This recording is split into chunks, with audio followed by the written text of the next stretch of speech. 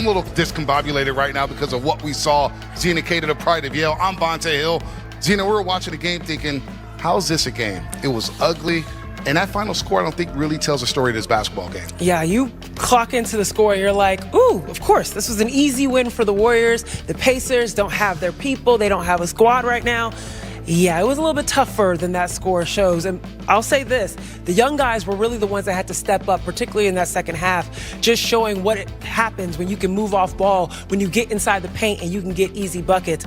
But going through this game, it was a struggle. It was a battle for them. But you know what? Will Richard, Moses Moody, Jimmy Butler helped change that energy midway through the third quarter, Fezzi. Yeah, Bonte, I think what I saw in the second half was the Warriors trying to find a way to play the game without Steph. Offensively, Jimmy Butler now became the focal point. He became the ball handler. And as a forward, the way that you become the focal point is by drawing double teams, by getting to the post. A little slower, a little more methodical, but they did not turn the ball over. It's only 10 turnovers for the whole game for the Warriors, which has been a huge factor for them. Defensively, they turned it up. Now they're in the passing lanes. Will Richard was incredible. Buddy Hield, Moses Moody, all these guys did a great job. Got layups that way. In the second half, they blew the lid wide open. And we saw Uncle Al hit some threes, right? That's right. That's what happens when you move the ball, when you get into the paint. I thought Jimmy Butler did a great job getting to the paint early. He ended the first half that way, brought that into the second half. Fourth quarter, he really took over, and that was the big difference in the game. I know at least 2 of Al Horford's threes were from Jimmy Butler penetrating into the paint,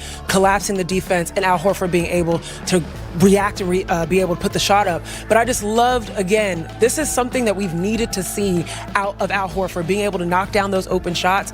Everything about this game was, okay, we've been struggling in the first half. We couldn't find easy buckets. We couldn't get open easily.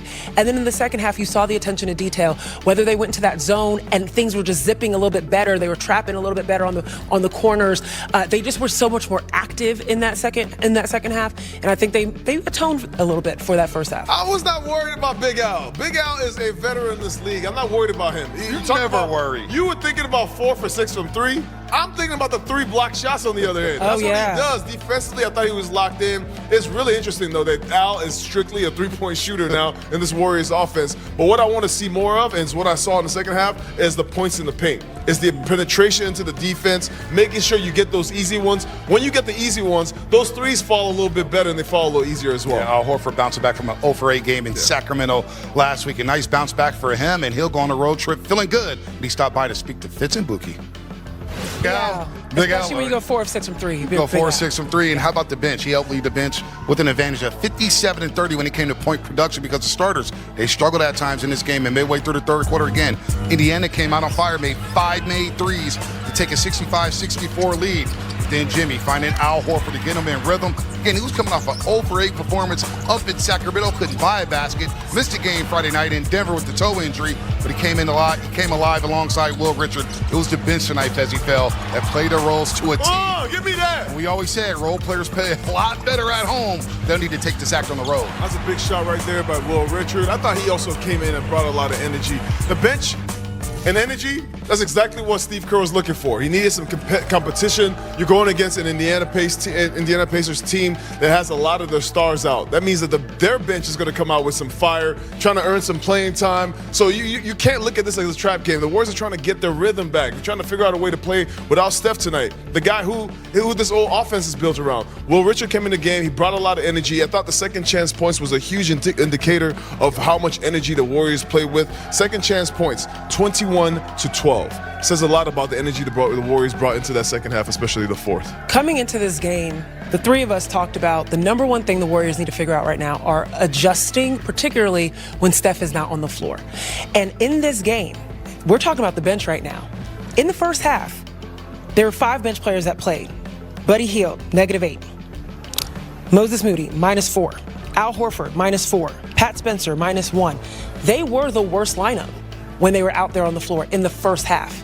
What happens in the second half flipped. Buddy Hield +4, Moses Moody +22, Al Horford +9, Pat Spencer +11. Will Richard gets on the floor +19. That's the adjustment you have to make. You've got to be able to realize when something's not working, when our defense isn't working, or when our offense isn't working, if we're not getting in the paint we're not in the spots that we need to be. That's what you saw the bench do. And I think more than anything, no matter how many points they put up, how many points they limited Indiana to, it's the adjustment in the real time that's impressive, and it's a huge thing, an indicator for going on the road to be able to do that. I mean, the way that you do stuff like that, the way you flip the game is you have to impose your will on the other team. And I thought the Warriors did that, turning the ball over, turning the Indiana Pacers over. The Indiana Pacers take care of the ball. They do. Every game they average 13 turnovers a game, which is really good in this league. But tonight they had 20 turnovers. 11 of those were steals from the Warriors. 6 of those came from the bench. So the bench came into the game with a lot of energy, with a lot of force, with a lot of fire. Second chance points was huge, running the ball in second half, and those came from turning the Indiana Pacers over and really taking control of the game that way. Warriors plus 14 when it came to points off turnovers. I want to stick with Will Richard for just a second. 20 minutes tonight, or 19 minutes and 29 seconds, 15 points, but it was the energy, it's the deflections, it's being in the right spots. He's pushing some of these guys for minutes here. He's already catapulted GP2 in a rotation. We didn't see much of GP2 tonight, 3 minutes and 52 seconds when the game was decided. Will Richard may get some starts moving forward. This upcoming road trip, I think there's a lot on the line for a lot of rotation players. And Will Richard is saying, hey, I need about 20 and 25 minutes a night. I don't know if we could call Will Richard one of the young guys anymore. He plays with so much poise and so much confidence. He gets in the game. He takes care of the ball. He's in the right spot at all times, cutting off of guys on the team, playing to their strengths and using that to his benefit. I think he's showing all the capabilities of a player that you can trust. Yeah. And for Steve, when you're going through a skid, this is where you really know the players. When you go through adversity, this is where you really know what people are made of. And right now, he's showing that you can trust me, I can be in the game, and I can make an impact. What I love about his poise at such a young age, too, is he's always making the right rotations, but he's also someone who can dribble drive and create off the dribble. Something the Warriors desperately need right now is someone that can get to the basket and not make turnovers or not make anything feel uncomfortable. He's working within the role of the offense to be able to create his shots. I mean, we saw that nice little pull-up step back that he had at the free throw line. These are the type of things that can really bring your stock up when it comes to this roster. You're talking about we didn't see much GP2. We didn't see any Jonathan Kuminga in that fourth quarter, and Will Richard came in guarding Andrew Nembhard, being able to do his duty in that zone, and then be able to create as well. Jonathan Kuminga, 4 of 19 in his last 2 games. Didn't play, as you mentioned, in the fourth quarter. Will Richard also got to the free throw line 8 times, making 7 of those freebies. He's not scared of the moment. He comes out there, he takes those shots, and he's going to the basket. Like, that's the way you get fouled, is by going to the basket. And I've said it over and over. Those points in the paint is something the Warriors have been lacking severely right now. They're at the bottom of the league. I think bottom 2, bottom 4 in the league in points in the paint. Got to get that up so that you can get easier shots in the game. Well, Jimmy Butler started getting buckets, and he started getting to the paint as well, helped flipping that game in the third quarter. Jimmy Butler with an all-around solid night, 21 points, 9 rebounds, and 7 assists. Did it all. As you mentioned, got Al Horford set up from the three-point line. It just said, you know what, I'm going to take it upon myself to really lead this team to a victory. We're not losing to the Pacers tonight, Zena. 7 assists, and that's what you need from Jimmy Butler. Not only being able to finish at the rim, force the issue at the rim. This team was huge. Indiana was all over the glass, and he was the main person getting to the rim, flashing, teaching everybody else that was out there with him, move when the ball is not in your hands. And remember, that's sometimes not what we associate Jimmy Butler with. We associate him with being able to hold the ball and assess how he wants to go about his ISO, but he was having such a balanced game tonight, being able to go ISO when he was in the post area for the split action, or being also able to just flash and get easy buckets from his teammates being able to see him. I think that's one of the reasons why the turnovers are down.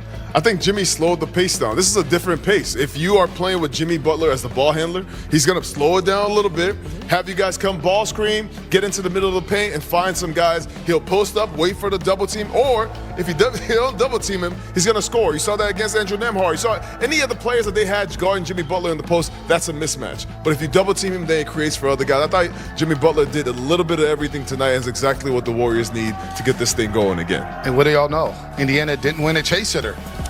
First time since this building's open, the Pacers have been lost at Chase Center. We'll hear from Steve Kerr on the other side as the Warriors blitz Indiana in the fourth quarter, 39-18, and win this one going away. Toyota Warriors Post-Game Live is presented by Toyota, class-leading MPG and more hybrid models than any other brand. Toyota, let's go places. You see it, you want it, it's yours. This Black Friday is the best time to get incredible savings on the Toyota you've had your eye on. Get an unprecedented low 1.99% financing plus $1,000 cash back on Tacoma, or a low-cost lease on Tacoma Double Cab, or get low 0.99% financing plus up to $1,000 cash back on Tundra. A smart decision stays with you, but move fast because these Black Friday deals will disappear soon. Toyota, let's go places. 'Twas the night before Spriteness, but feeling mad lame, cause Santa was out with a high ankle sprain. We needed a sub that was down for the cause. Then into the game came our man, Answer Claus. His task was not easy, but it had to be done. Sprite Winter Spice Cranberry for everyone. This limited Sprite made the holidays lit. As for once in his life, it hit nothing but brick. And they heard him exclaim as he peeked out of sight. Merry Spritemas to all, and to all a good Sprite. All right, let's check out the team stat comparison from tonight. Warriors end up shooting 43% after struggling in the first half. Still want to get that three-point percentage up. Pacers out-rebounded by 3, but the points off turnovers, 28-14 advantage Warriors. Look how many times they got to the free throw line. Ooh, look at that. 37 times.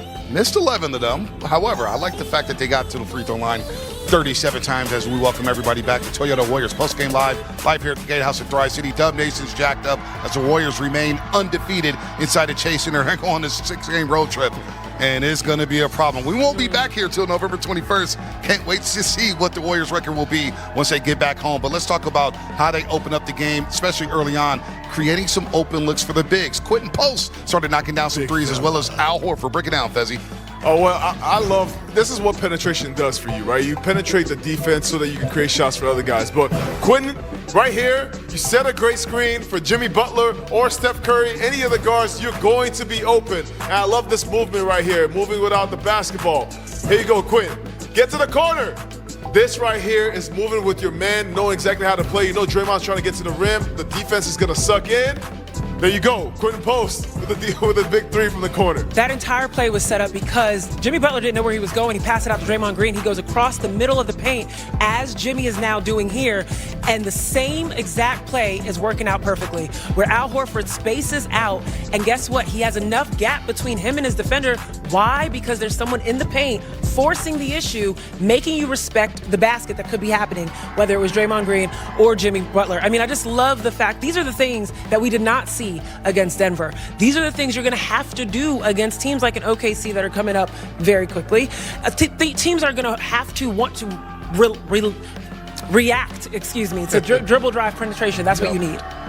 Get in the paint. This is more of the story. Get in the paint. Get your 2 feet in the middle of the paint, and that's going to create offense for everybody else. Moving the ball around the three-point line, that doesn't do much for the Warriors. That doesn't do much for the Warriors offense, and you got to make the defense work on the other end, because otherwise they're conserving their energy, just ready to run the ball back to you on the other end. I think the Warriors did a better job in the second half. I thought the points in the paint, it just makes a huge difference. Quentin Post, I got to give him a lot of credit. He came out the gates, and he keeps making his imprint and his impact and his imprint on the game in the first half, and I love that, setting the tone early for the bigs. And then as the game went along, you have Al Horford coming into the game. You got Jimmy Butler.